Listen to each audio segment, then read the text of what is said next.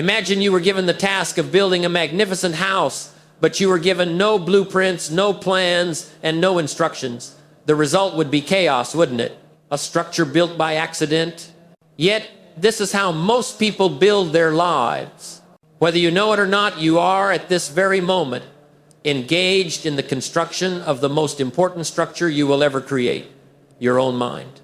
And that mind, in turn, is building your entire reality. The question is not if you are building. The only question is, are you building a masterpiece by design, or are you building a prison by default? For the next video length, we are not just going to talk about building a better life. We are going to unroll the blueprints for the mind itself. Stay with me, because you are the architect, and it is time to begin the great work. Good evening. I want to begin our time together by discussing the most important subject of all, and that subject is you. Before we can talk about the architecture of the mind, before we can discuss the laws of success and achievement, we must first establish a foundational premise. We must begin with a clear and unshakable understanding of who you truly are and what is truly possible for you. Because for many of us, we have forgotten. We have been so conditioned by the world, so influenced by the opinions of others, so weighed down by our own past failures, that we have forgotten our own magnificence. So tonight, allow me to reintroduce you to yourself. Let us start with this simple and yet revolutionary idea. You are a thoroughly good person. At your core, in your essence, you are good. You deserve a wonderful life. A life full of success, happiness, joy, and excitement. You are entitled to have happy, loving relationships. You are entitled to excellent health and boundless energy. You are entitled to meaningful work that uses your unique talents. And yes, you are entitled to complete financial independence. These are not the idle wishes of a fantasy. These are your birthright. This is the life you were always meant to have. You see, you are engineered for success. You were designed by your Creator to have high levels of self-esteem, self-respect, and personal pride. Now, I know that for some of you, hearing this may feel strange. It may even feel untrue. You may be thinking of your mistakes, your struggles, your shortcomings. But I am not here to talk about your temporary circumstances. I am here to talk about your permanent nature. And your permanent nature is one of unlimited potential. Let me tell you a story, a parable. Once upon a time, in a great kingdom, a king and queen had a newborn prince. This prince was the heir to all the riches of the kingdom, the castles, the lands, the treasures. It was all his. But one day, a tragedy occurred. The castle was attacked, and in the chaos, the young prince was taken and left in a remote village, raised by a humble family who did not know of his royal lineage. He grew up as a pauper. He wore simple clothes. He ate simple food. He believed his life was destined to be one of struggle and limitation. He would look up at the distant castle on the hill and think, that is a world for other people. A world of wealth and significance that I can never be a part of. He lived his life completely unaware of the vast inheritance that was his by right of his birth. He was a prince living the life of a pauper. This is the story of most people. You are a prince, you are a princess of unlimited potential, living the life of a pauper because you have forgotten who you are. You have forgotten your royal birthright. My purpose here today is to hold up a mirror and to remind you of your true lineage. Let us examine the evidence of your magnificence. First, consider your uniqueness. In all the recorded history of mankind on this planet, there has never been anyone exactly like you, and there never will be again. Think of the astronomical odds against your very existence. Your specific combination of DNA, of talents, of experiences, of perspectives. You are a one-time event in the cosmos. You are not a copy, you are an original. You are a masterpiece. Do not spend your life trying to be a second-rate version of someone else.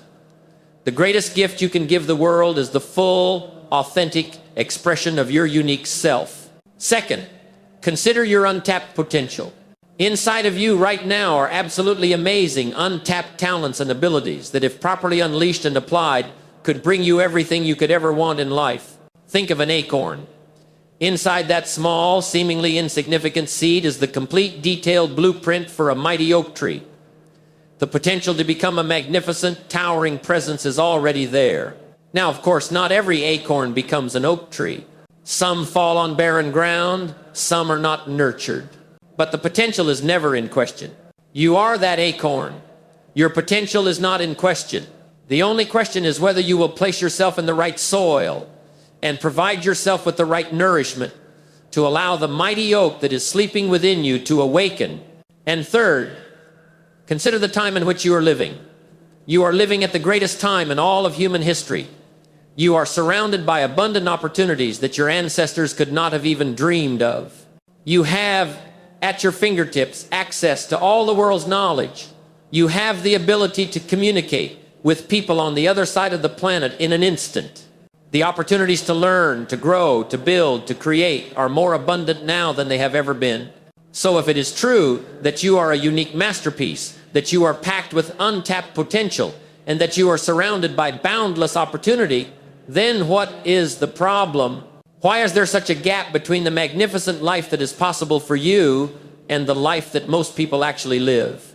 This brings us to the most important discovery you can ever make about success and failure. The only real limits on what you can be, do, or have are the limits you place on yourself by your own thinking. The cage you feel you are in is not real.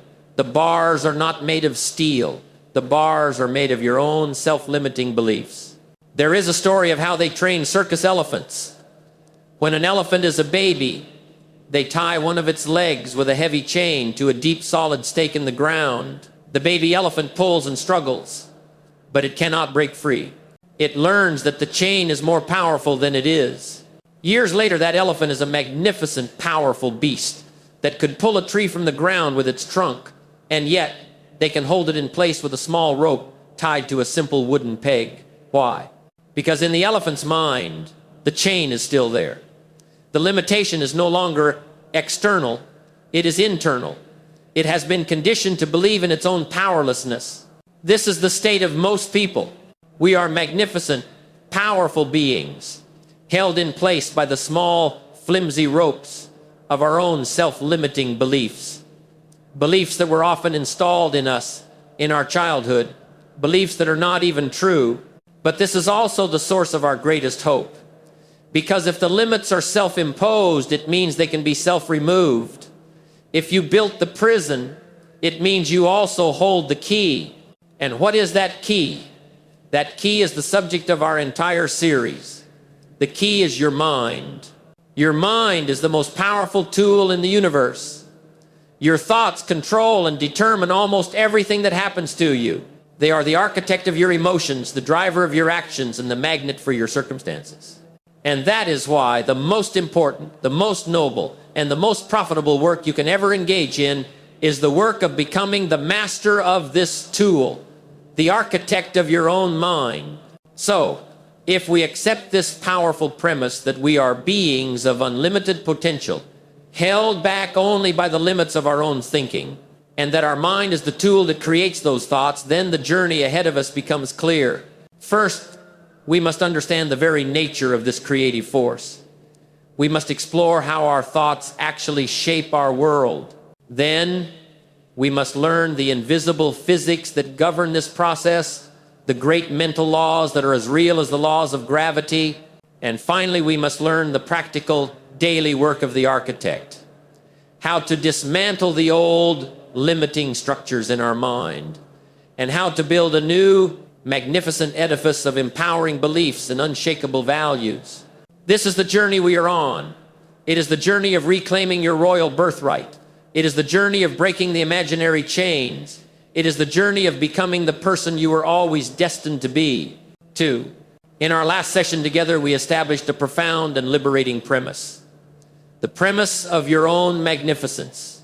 We acknowledge that you are a being of unlimited potential, an extraordinary and unique creation, and that the only true limits holding you back are the ones you have placed upon yourself by your own thinking. We have accepted that we are the architects of our own lives. But this begs a magnificent and practical question. If we are the architects, and if our thoughts are the primary building material, then how does this process of construction actually work? How can something as invisible, as fleeting, as a single thought possess the creative power to shape the solid, tangible reality of our lives? Today, we are going to explore this creative force. We are going to step into the architect's workshop and dissect the process by which the unseen is made seen. This is not a mystical subject. It is a practical one. And once you understand it, you will hold the key to all deliberate creation. First, you must accept this foundational idea. Thought is the genesis of all man-made reality. Look around you right now. The chair you are sitting on, the building that is sheltering you, the clothes you are wearing, the device upon which you are watching this. Where did they come from? Before they were a physical object, they were first an idea. They were a thought in someone's mind. Someone first had the thought of a chair. They held that thought, they refined it, they drew it on a blueprint, and then they took the actions necessary to gather the wood and the tools to bring that invisible thought into the visible world. Everything created by human hands first existed as a thought. The thought is the first cause. It is the invisible blueprint from which all things are built. You are at this very moment in the continuous process of building your life, your health, your relationships, and your career with the thoughts you are thinking. The only question is whether you are doing it with the conscious skill of a master architect or the unconscious randomness of a drifter. To become a master architect, you must understand the chain of creation. It is a simple but profoundly powerful 6-step process that transforms a single thought into a final result. Let us walk through this chain together. The first link is, of course, the thought. This is the seed. It is the origin point.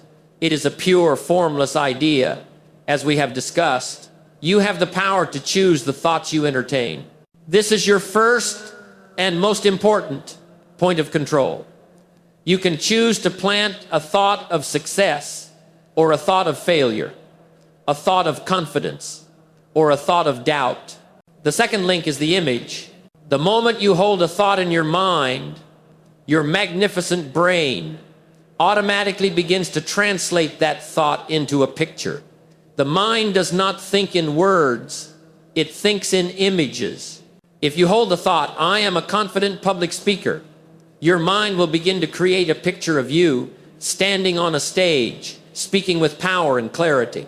If you hold the thought, I am afraid of failing, your mind will just as faithfully create a picture of you fumbling, forgetting your words, being embarrassed. The clarity of your thought determines the clarity of your mental image. A vague thought creates a blurry, out-of-focus blueprint. A clear, specific thought creates a sharp, detailed, high-definition blueprint. The third link is the emotion. This is the fuel. An image held in the mind without emotion is a powerless blueprint. It has no energy to create. It is the feeling that you attach to that image that ignites the creative process.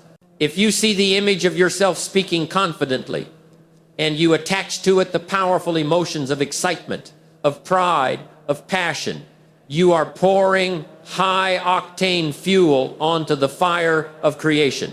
If you see the image of yourself failing, and you attach to it the powerful emotions of fear, of anxiety, of shame, you are pouring just as much fuel onto the fire of a negative creation. The universe responds not just to your pictures, but to the emotional energy you infuse them with. A thought without feeling is a dead seed. A thought charged with powerful emotion is a seed that has begun to germinate. The fourth link is your attitude. The emotion you consistently feel day after day hardens into an attitude. Your attitude is your habitual way of thinking and feeling. It is your posture towards the world. Is your attitude one of confident expectation, where you wake up believing that good things are on their way to you? Or is your attitude one of fearful hesitation, where you wake up expecting problems and difficulties? Your attitude is the composite of all the emotions you have been cultivating with your thoughts and your images. The fifth link is your action. Your attitude is the parent of your actions. It is the invisible force that drives your behavior. The person with an attitude of confident expectation naturally takes bold, consistent, and purposeful action. They make the extra phone call. They take the calculated risk. They speak up in the meeting. The person with an attitude of fear and doubt takes timid, hesitant action, or often no action at all. They procrastinate. They avoid the difficult tasks. They stay in their comfort zone. Your actions are always in perfect harmony with your underlying attitude. And the sixth and final link is your result. The results you get in your life are the natural, inevitable, and unavoidable consequence of the actions you took. Your outer world of results is the final physical manifestation of the entire chain that began with a single invisible thought. Do you see the beautiful and terrifying logic of this process? The success or failure you are experiencing today is not an accident. It can be traced all the way back up the chain to the quality of the dominant thoughts you were thinking months or even years ago. This is why we must become vigilant guardians of our minds. This creative process is not just about the external world. It has a profound and immediate impact on your internal universe, on your own physical and emotional being. Your body does not know the difference between a real experience and an imagined one that is charged with powerful emotion. Think right now of a time you were deeply embarrassed. What happens? Your heart rate may increase. You may feel a flush of heat in your face. Your body is physically reacting to a mere thought. Now think of a time of great joy, a moment of profound love or accomplishment. What happens? Your muscles may relax. Your breathing may deepen. A smile may come to your face. Again, your body chemistry is changing in response to a thought. This proves that your thoughts are not idle things. They are active, potent forces that are constantly shaping your physical and emotional reality. This is why the person who lives in a constant state of worry is often physically ill. And the person who cultivates an attitude of gratitude and optimism often experiences greater vitality. This chain of creation also explains the powerful cycles we see in life. It creates what are either vicious cycles or virtuous cycles. The vicious cycle begins with a negative thought. I'll probably fail at this. This creates an image of failure, which triggers the emotion of fear. This hardens into an attitude of hesitation. This leads to weak, ineffective action. This produces a poor result. And what does the poor result do? It looks back at you and says, see, I told you you would fail. And it validates the original negative thought, creating a powerful downward spiral. But the virtuous cycle is just as powerful. It begins with a positive thought. I am capable of succeeding at this. This creates an image of success, which triggers the emotion of confidence. This hardens into an attitude of positive expectation. This leads to bold, effective action. This produces a good result. And what does the good result do? It looks back at you and says, see, I told you you were capable. And it validates the original positive thought, creating a powerful upward spiral of achievement. This brings us to the most empowering news of all. In this entire six-step chain of creation, where is your point of power? It lies at the very beginning. You may not always have direct control over your results. You may not even have direct control over your actions when you are in the grip of a powerful habit. But you always have the power to choose the first link in the chain. You always have the power to choose your thoughts. This is the architect's primary responsibility. It is the discipline of taking full, complete, systematic, and purposeful control of the contents of your conscious mind. It is the commitment to consistently think about the things that you desire and to resolutely keep your mind off the things that you fear. This creative process, this chain of creation, does not operate in a vacuum. It is governed by a set of predictable, invisible laws. Now that we understand the process by which our thoughts create our world, we must learn the invisible physics that govern that process. We must become students of the great mental laws. In our last session, we explored the magnificent and practical mechanics of the mind. We unraveled the chain of creation, the process by which a single, invisible thought is transformed, step by step, into a tangible physical result. We now understand how the unseen becomes seen. But this understanding leads to a deeper, more fundamental question. What is it that gives a thought its power? What makes one thought wither and die like a seed on barren ground, while another thought takes root and grows into a mighty oak that shapes a destiny?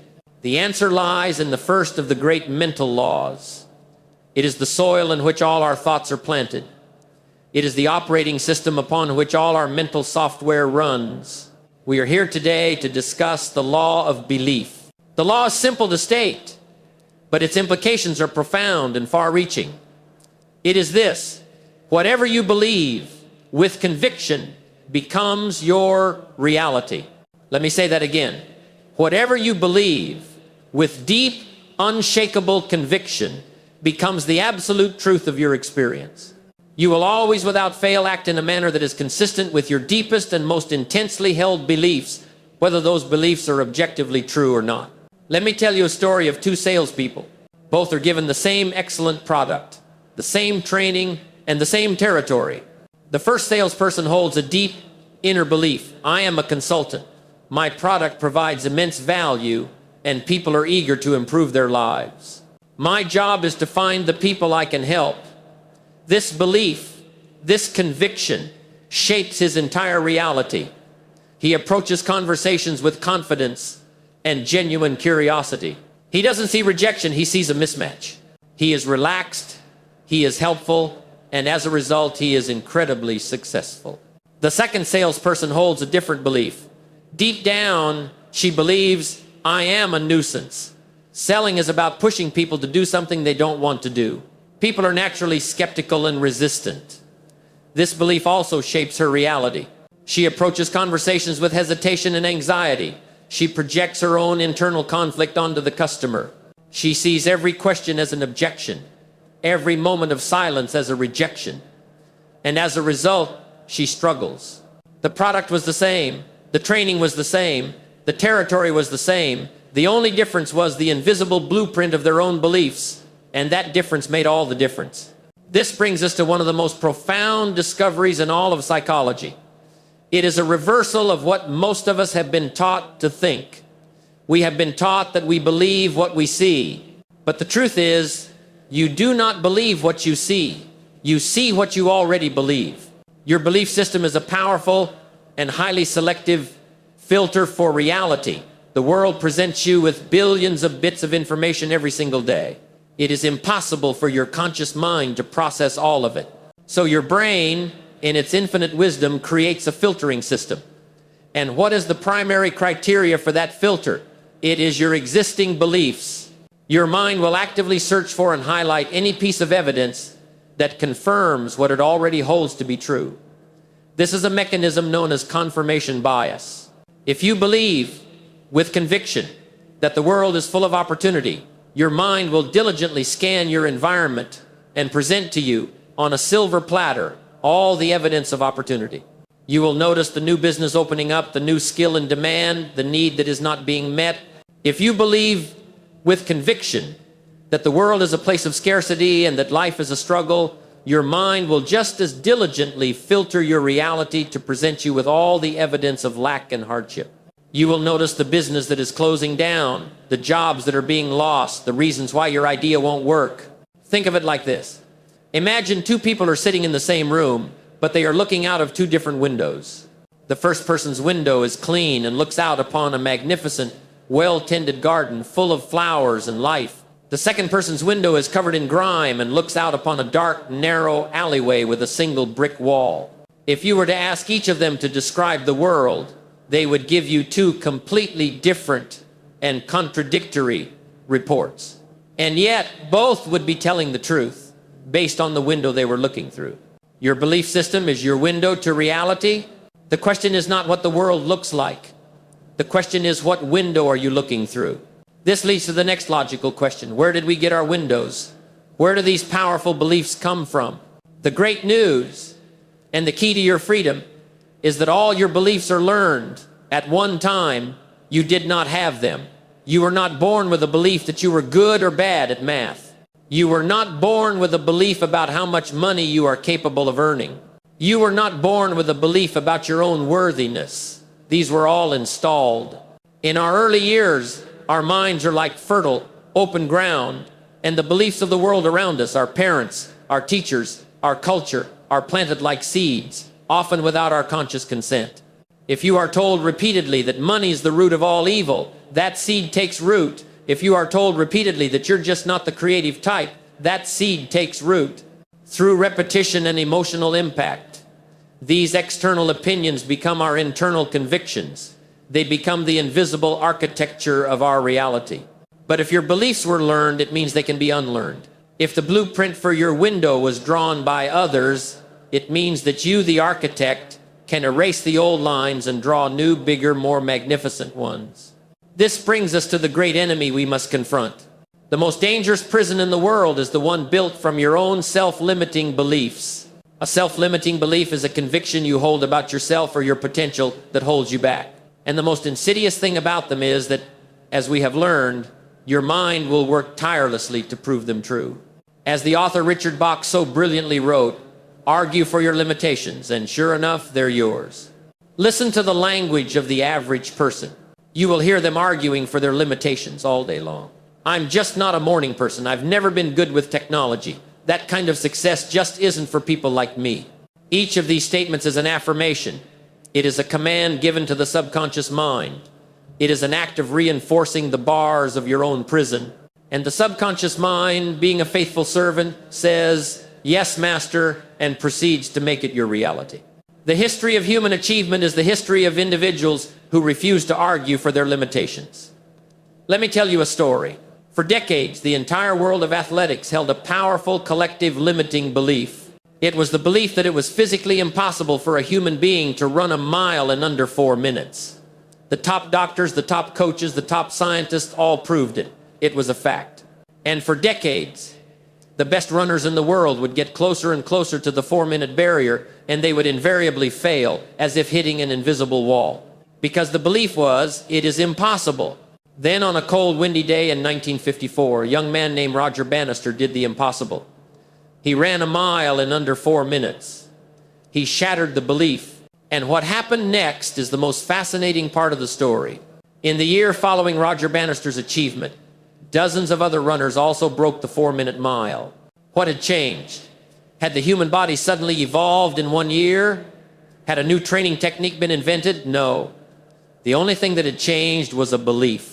Once the belief that it is impossible was replaced with the belief that it is possible, the physical floodgates opened. You have a 4-minute mile in your own life. A barrier that you believe is real, but which is in fact merely a collective or a personal belief. This is the power you hold. The power to choose your beliefs. This is the first and most fundamental choice of the architect of the mind. So I leave you with this. Your beliefs are not reality, but they are the chisel that carves your reality. They are not the territory, but they are the map that you use to navigate it.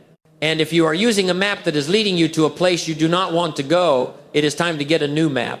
Now that we understand that our beliefs are the blueprint, we must explore the invisible force that begins to attract the materials to build that reality. We must understand the magnetic power of the mind, which is governed by the second great mental law, the law of attraction. In our last session, we explored the first of the great mental laws, the profound and life-altering law of belief. We came to understand that our convictions act as a powerful filter for reality, and that what we hold to be true in our inner world becomes the truth of our experience. We now know that our beliefs are the architectural blueprints for our lives. But this leads us to a fascinating and practical question. Once the blueprint is drawn with clarity and conviction, how do the building materials begin to arrive at the construction site? How does an internal belief begin to attract the external circumstances, the people, and the opportunities necessary to make it a reality? This is where we encounter the second great mental law. It is the law that acts as the invisible magnetic current in the great ocean of life. It is the law that explains the mysterious harmony between the person and their circumstances. We are here today to discuss the law of attraction. The law is simple to state, yet its implications are vast. It says that you are a living magnet, and that you invariably attract into your life the people, ideas, opportunities, and circumstances that are in harmony with your dominant thoughts. Now, when many people hear the phrase law of attraction, their minds often turn to a kind of magical, mystical thinking. The idea that you can simply sit on your couch, wish for a new car, and it will appear in your driveway. Let me be clear. That is not a law. That is a fantasy. The law of attraction, as I have come to understand it, is not magic. It is a natural law of the universe, as real and as predictable as the law of gravity. It is a law of resonance, a law of vibration. Let me give you an analogy. Imagine you have two tuning forks, both tuned to the precise frequency of the musical note C sharp. If you strike one of the tuning forks and make it vibrate, and then you bring the second tuning fork near it, something remarkable happens. The second fork, without ever being touched, will begin to vibrate and hum with the exact same frequency. However, if you were to bring a tuning fork tuned to the note of flat near the vibrating C sharp, what would happen? Nothing. It would remain silent. It is not in harmony. It cannot resonate. You, my friends, are a human tuning fork. Your dominant thoughts and, more importantly, the feelings and emotions that those thoughts generate are constantly sending out a specific vibrational signal into the universe. And the universe, which contains an infinite number of other tuning forks, people, ideas, resources, circumstances, will invariably respond by causing those that are in harmony with your signal to begin to vibrate and move toward you. This law is impersonal. It is precise, and it has two poles, just like any magnet. Let us first discuss the one we all desire, the power of positive attraction. The transcript we are studying says, when you think positive, optimistic, loving, and successful thoughts, you create a force field of magnetism that attracts like iron filings to a magnet the very things you are thinking about. Let's break this down. When you consistently cultivate a dominant mindset of optimism and success, you begin to attract people who resonate with that frequency. Positive, ambitious people are naturally drawn to other positive, ambitious people. They are repelled by the frequency of complaining and negativity. Your positive energy becomes a silent invitation to your tribe. You begin to attract ideas. A mind that is focused on solutions and possibilities becomes a fertile ground for inspired ideas to land. You will be in the shower or on a walk, and a brilliant idea will seem to appear from nowhere. It did not come from nowhere. It came because you had tuned your receiver to the right frequency to pick it up, and you begin to attract opportunities. Your positive, success-oriented mindset changes your perception, as we discussed. You begin to see the opportunities that were always there but were previously invisible to your doubt-filled mind. But we must be honest. We must look at the other side of this law, for it is unforgiving. We must discuss the danger of negative attraction. The law, as I said, is impersonal. It does not judge. It simply responds to your dominant signal. If your dominant thoughts are of fear, of lack, of worry, of what if it doesn't work out, you are also a powerful living magnet. But you are magnetizing to yourself more circumstances to be fearful about. You are attracting people who will validate your worries. You are attracting evidence that life is, indeed, a struggle. The universe in its perfect impartiality simply says, you are focused on lack. Here is more lack to match your focus. Let me tell you the story of two farmers. Both are good people, working the same land. The first farmer is dominated by thoughts of fear. Every morning he wakes up and worries. He worries about a potential drought. He worries about pests. He worries about the market prices falling. His conversations with his neighbors are a long list of all the things that could go wrong. He is a powerful magnet for failure, and so he attracts it. His constant worry makes him hesitant to invest in new seed. His negative attitude repels the helpful advice of his optimistic neighbors. He attracts a meager and disappointing harvest. The second farmer is dominated by thoughts of abundance.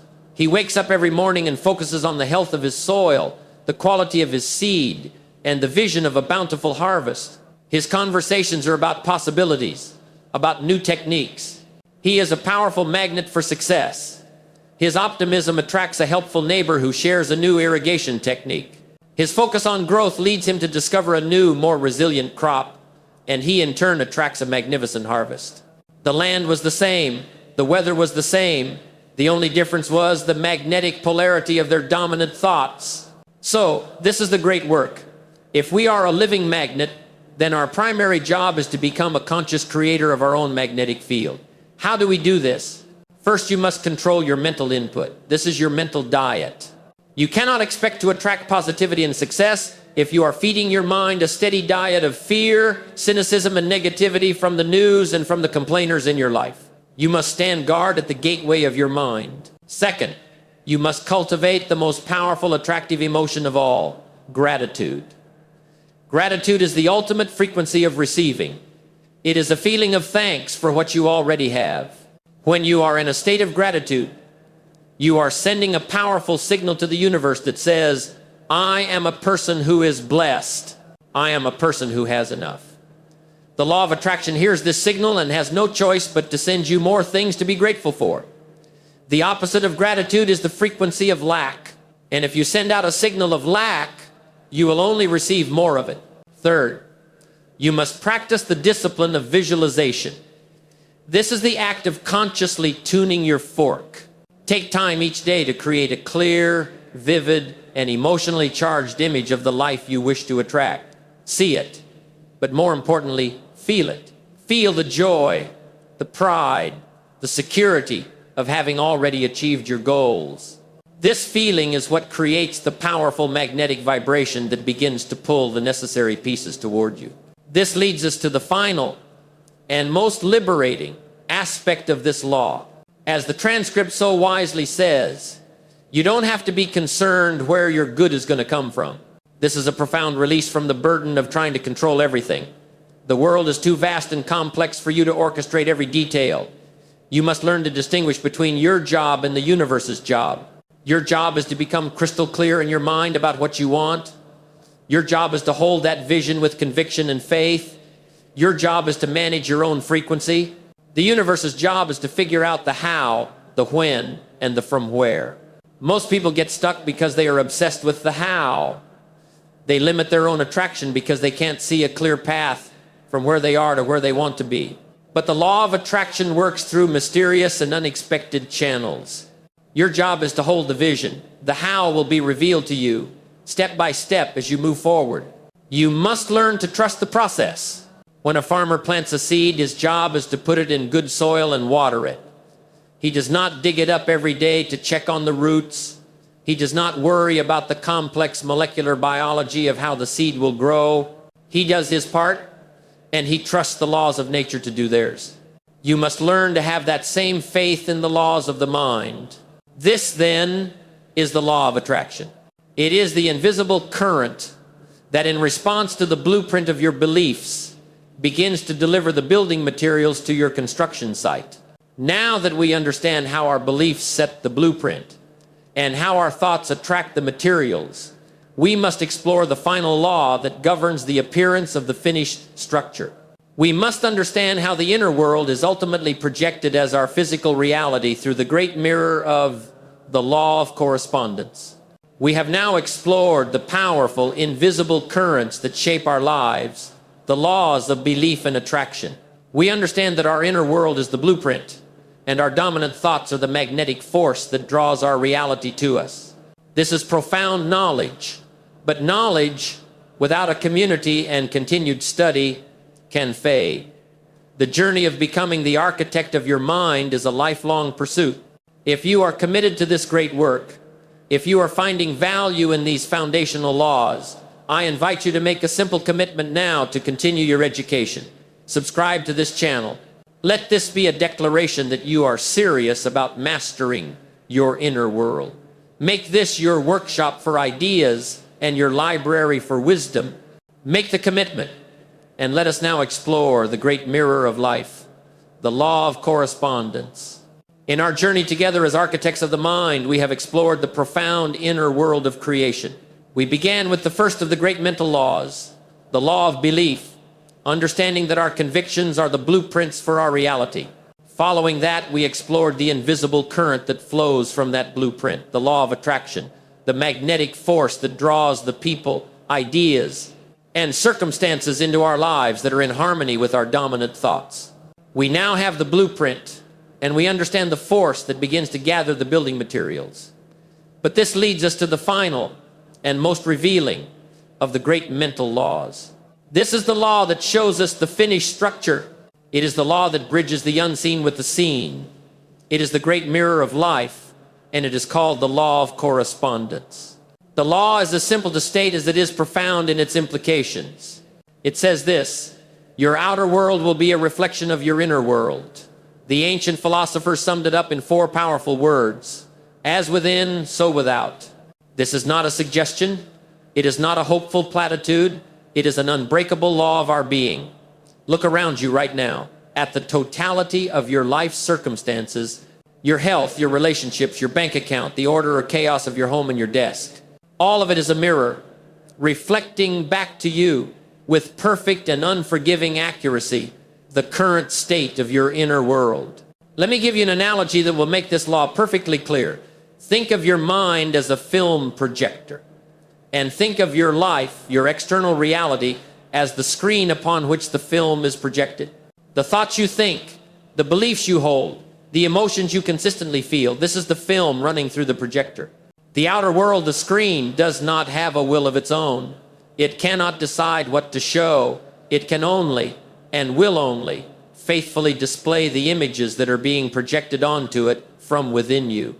Now, here is the great human tragedy, the source of so much struggle and frustration. Most people spend their entire lives trying to change the images on the screen. If they don't like the movie of their financial life, they run up to the screen and try to paint a new number on their bank account. If they don't like the movie of their relationships, they get angry at the characters on the screen, yelling at them to behave differently. If they don't like their job, they simply move to a new theater, get a new job, hoping the movie will be better there. But they are perplexed to find that after a short while, the same old movie starts playing again. The new boss becomes just like the old boss. The new relationship develops the same old problems. The financial struggles reappear. Why? Because they have taken the same projector with the same old film running through it to every new theater. The work of a life architect is not done on the screen. The work is done in the projector room of the mind. If you want to change the movie, you must change the film. This is the essence of the inside-out principle. Let us now learn how to read this reflection. Let us look at the different parts of your life as a diagnostic tool, as a perfect feedback mechanism that is constantly telling you what is going on inside. First, look at your financial world as a mirror. Your income and your net worth are a direct reflection of your inner beliefs about money, abundance, scarcity, and your own value.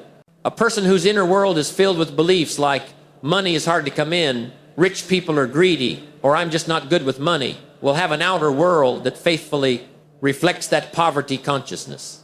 A person whose inner world is one of abundance, who believes they are a person of value, capable of solving significant problems, will see that belief reflected in their financial results. Look at your physical world as a mirror. Your body, your health, your energy levels are a direct reflection of your inner standards of self-respect, discipline, and self-care. A body that is neglected is often the sign of a spirit that feels it is not worthy of being cared for. A life of vibrant health is the outward expression of an inner commitment to vitality. Look at your relational world as a mirror. The quality of your relationships is a mirror of your own inner state. You attract people into your life who are in harmony with your own dominant frequency.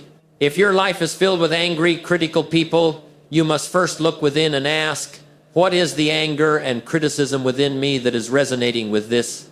If you desire more loving, supportive relationships, you must first become a more loving and supportive person. And even the state of your immediate environment is a mirror. The state of your car, your desk, your home. Is it a state of order or a state of chaos? This is often a direct reflection of your mental clarity and your sense of control over your own life. This brings us to a profound and often misunderstood puzzle, which the transcript we are studying alludes to. Why do bad things sometimes happen to nice people?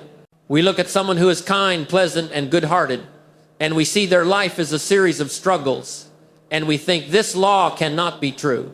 They are so nice on the inside, but their life is so difficult on the outside. But here we must make a critical distinction. The mirror of life does not reflect your social pleasantries. It reflects your deepest dominant inner state. A person can be very nice on the surface, but their inner world can be a raging storm of self-doubt, of anxiety, of a deep-seated belief that they are unworthy of success. A person can be kind to others, but be a tyrant to themselves in their own mind. And the law is impartial. It reflects the dominant vibration. If the dominant vibration is unworthiness and fear, then that is what the screen of life will show, regardless of how pleasant the person may be.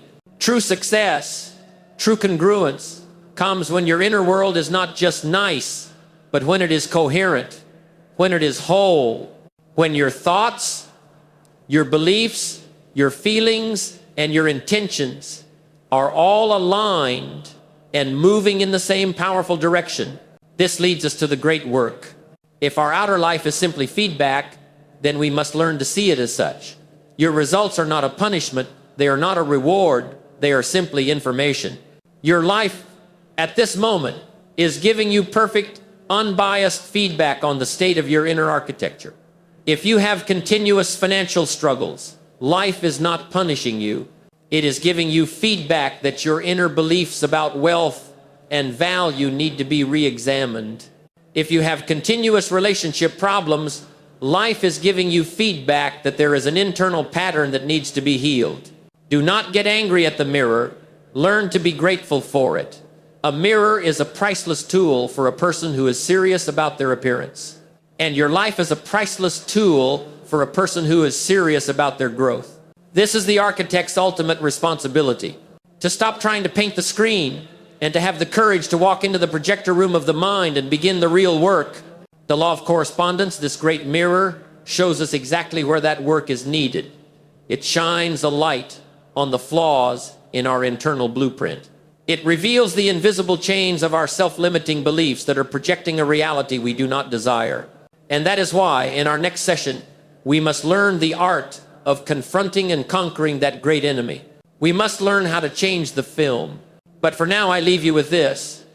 Your life is a story, and you are the author. If you do not like the story that is being told, you must not try to change the words on the page. You must go back to the source. You must change the author. You must change yourself. And when you do, a new story will begin to write itself. In our journey together as architects of the mind, we have explored the profound laws that govern our inner world. We now understand that our beliefs create our reality, that the law of attraction brings circumstances into harmony with our thoughts, and that the law of correspondence ensures our outer world is a perfect mirror of our inner world. We have the theory. We understand the physics of the mind. But for many, this understanding brings with it a difficult and frustrating realization. They look at the mirror of their lives, and the reflection they see is not the masterpiece they wish to build. They see struggle. They see limitation. They see a life that is a fraction of the one they know is possible for them. If our thoughts create our reality, then we must ask the hard question, what is the source of this unwanted reality?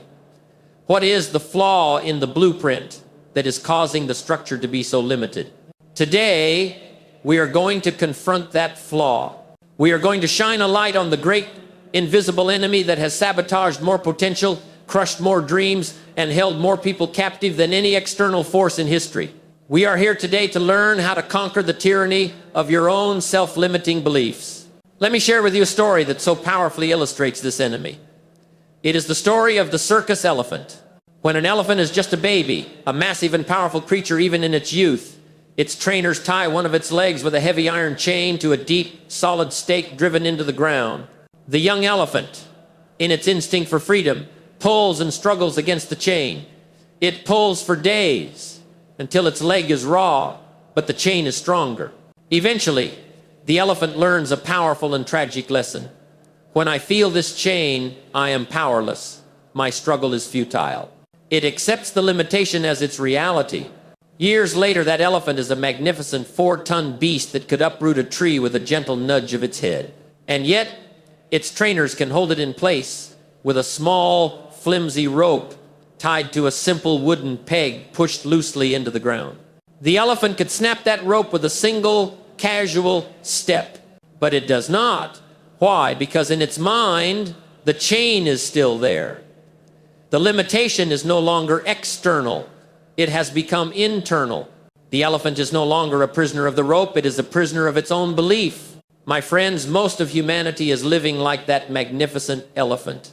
You are a being of immense God-given power and potential, held in place not by the reality of your circumstances, but by the flimsy ropes of your own self-limiting beliefs.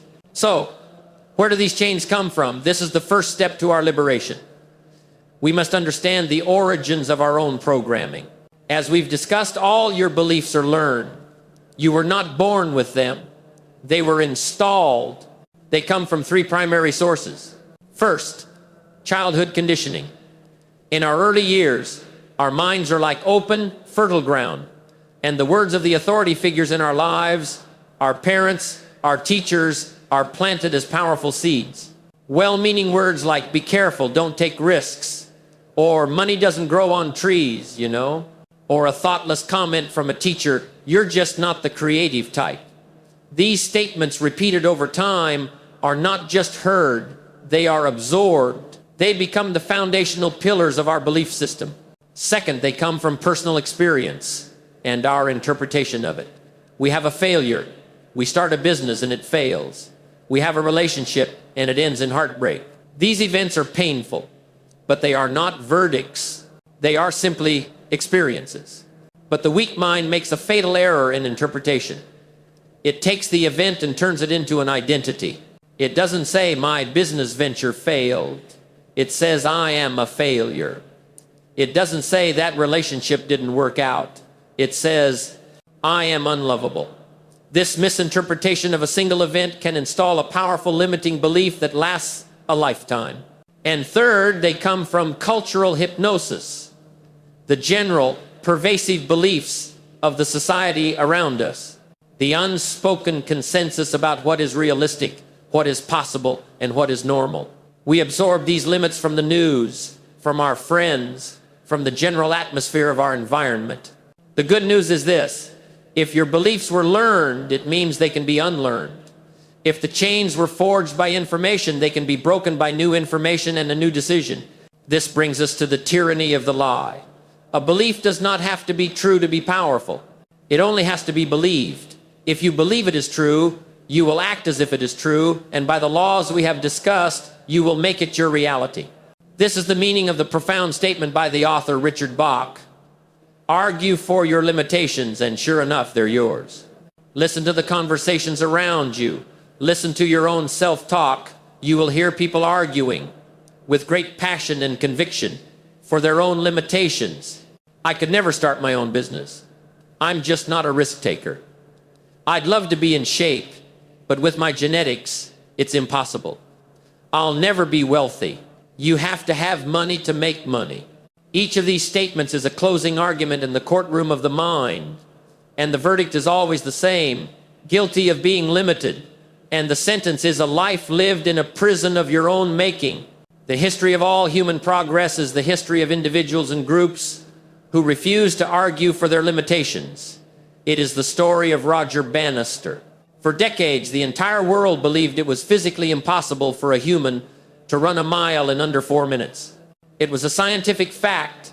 The best runners in the world would get agonizingly close, and then they would hit an invisible wall, the wall of their own collective belief. Then in 1954, Roger Bannister did the impossible.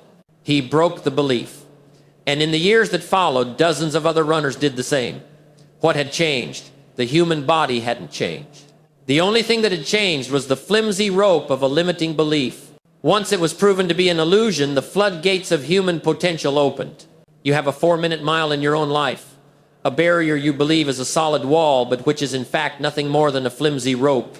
So, this is the great work. This is the act of liberation. It is a simple 3-step process for breaking your own chains. Step 1 is awareness. You must identify the belief. A prisoner cannot escape if they do not know they are in a prison. You must become a detective of your own mind. Look at an area of your life where you are not getting the results you want, and ask the hard question: what is the underlying belief I hold that is creating this reality? Write it down. I believe I am not smart enough. I believe I don't deserve to be wealthy. I believe all the good relationships are taken. Be honest. Step 2 is deconstruction. You must challenge the belief. You must put it on trial. Ask it a series of powerful questions. Is this belief absolutely 100% true with no exceptions? Where did I learn this belief? Is the source truly credible? What has this belief cost me in my life, in joy, in money, in opportunities? This creates the emotional leverage you need to want to change. And finally, who would I be and what would I do if I did not have this belief? This creates a vision for your new freedom. Step 3 is replacement. A belief cannot be simply removed. It must be replaced. You, the architect, must consciously choose a new, empowering belief. I am not smart enough is replaced with, I am a lifelong learner capable of learning anything I need to succeed. And then you must use the law of concentration to feed this new belief. You must starve the old belief and nourish the new one. You do this by actively looking for evidence that your new belief is true. You affirm it, you speak it, and most importantly, you act as if it were already true. This is the path to freedom. It is the process of breaking the chains of your own programming. This is the great work that precedes all other work, because it does you no good to learn new success techniques if you are operating on a subconscious program of failure. Now that we have learned how to break the chains of our old programming, we are truly free to build. But to build a masterpiece that will last, we must not build with random thoughts. We must build upon a foundation of purpose. And that brings us to our final discussion. We must become the ultimate gardener of the mind, consciously choosing the seeds we wish to grow into the magnificent harvest of our lives. We have come to the end of our grand tour of the Architect's Workshop. We began our journey with the empowering premise of your royal birthright, the magnificent, unlimited potential that lies sleeping within you. We explored the creative force of thought, understanding the mechanics of how the invisible is transformed into the visible. We then studied the very physics of the mind, the 3 great mental laws of belief, attraction, and correspondence, which together dictate how our inner world shapes our outer world. And in our last session, we confronted the great enemy, the self-limiting beliefs, and learned the practical work of breaking the chains of our own past programming. We now have the blueprints. We have cleared the land of the old, broken down structures. We have understood the principles of construction. But a blueprint, no matter how brilliant, does not grow. A foundation, no matter how solid, is not the finished work. To bring our design to life, to ensure that our new internal architecture produces a magnificent and ever-growing external reality, we must now adopt our final and most important role. We must move from the drafting table to the soil. We must put down the tools of the architect and pick up the tools of the gardener. For your mind is not a static structure. It is a living, breathing, fertile garden. And the quality of your life will be determined by the quality of your gardening. This is your ultimate responsibility. Let us first understand the nature of the ground you have been given. This is a point of profound importance, and it is captured in a simple truth from our original text. Nature is neutral. Nature plays no favorites. The soil of your mind is the most fertile soil in the universe. It has the power to grow anything, and it is completely, beautifully, and terrifyingly impartial. It will grow whatever seed you choose to plant in it with equal and magnificent devotion. It does not judge. Let me tell you a story, a simple story of a farmer. In his hand, he holds 2 small seeds. They look almost identical. One is a seed of corn, a seed that, when grown, will provide nourishment, sustenance, and life. The other is a seed of deadly nightshade, a seed that, when grown, will produce a beautiful but poisonous berry. The farmer goes out into his field to the same rich, fertile soil. Side by side, he plants both seeds. And now, the great impartial laws of nature go to work. The sun does not shine more brightly on the corn seed and less on the poison. The rain does not fall more gently on one and more harshly on the other. The soil does not offer its nutrients to one and withhold them from the other.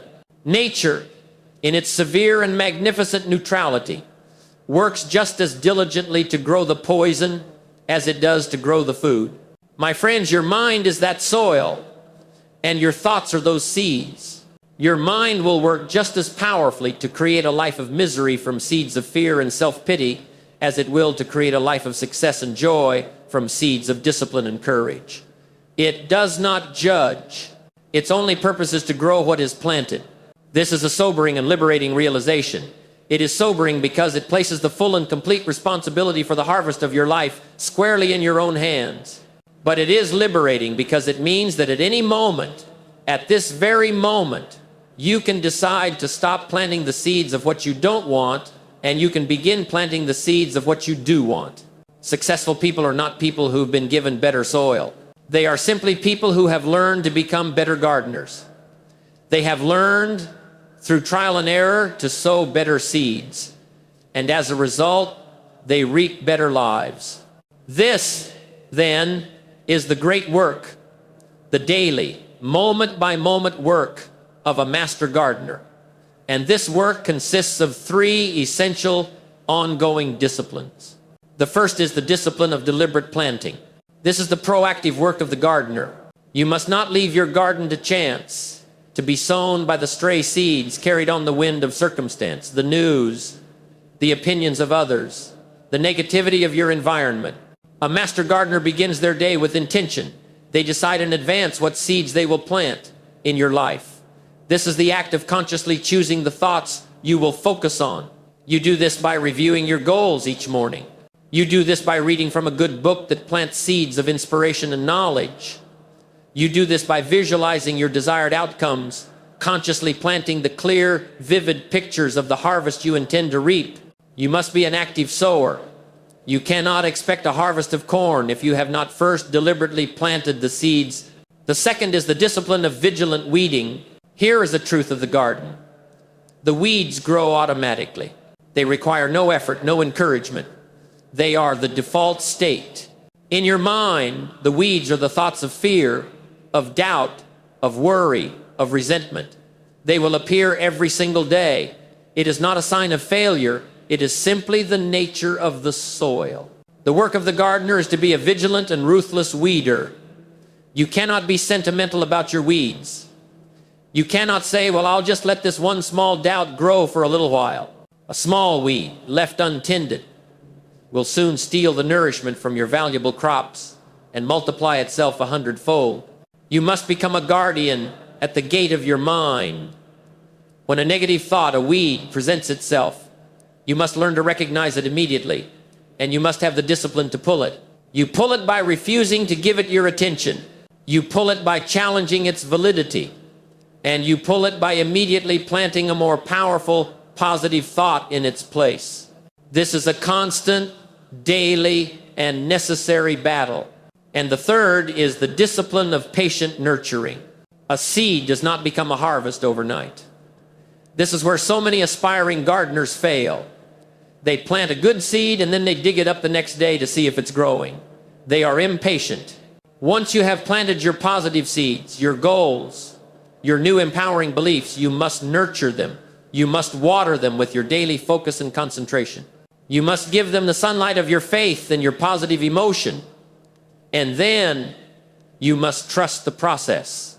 You must have the faith that the invisible laws of nature are at work beneath the surface. You must have the patience to continue your daily disciplines of watering and weeding, even when you cannot yet see the growth. This is the symphony of the gardener's work, the deliberate planting of the good, the vigilant removal of the bad, and the patient nurturing of what is to come. This is the ultimate responsibility. It is the understanding that your mind is the most sacred and fertile piece of ground you will ever be given. So I leave you with this final, simple image. At the end of your life, you will stand and look back at the garden you have cultivated. And the question will be, what do you see? Is it a beautiful, orderly, and abundant garden, a testament to a life of discipline and conscious choice, a place that has provided nourishment and beauty for yourself and for others? Or is it a tangled, overgrown, and chaotic plot of weeds, a testament to a life of neglect? The soil has been given to you. This new day, this very moment, is the perfect time to begin your work. The seeds of thought are in your hand. The choice, as it always has been and always will be, is yours. Change your thinking, and you will inevitably change your life. This places the ultimate responsibility squarely in your own hands. You are the master gardener, and this work of gardening is a daily one. It requires constant nurturing, constant learning, and constant reinforcement of these powerful ideas. If you are ready to accept this ultimate responsibility, If you are committed to cultivating a magnificent life, then I invite you one final time to make this channel a primary source of nourishment for your mental garden. Subscribe now and turn on notifications. Join a community of fellow architects and gardeners, all working to build lives of substance and significance. The soil of your mind has been given to you. The new day has dawned. The seeds are in your hand. The choice, as always, is yours. What will you plant today?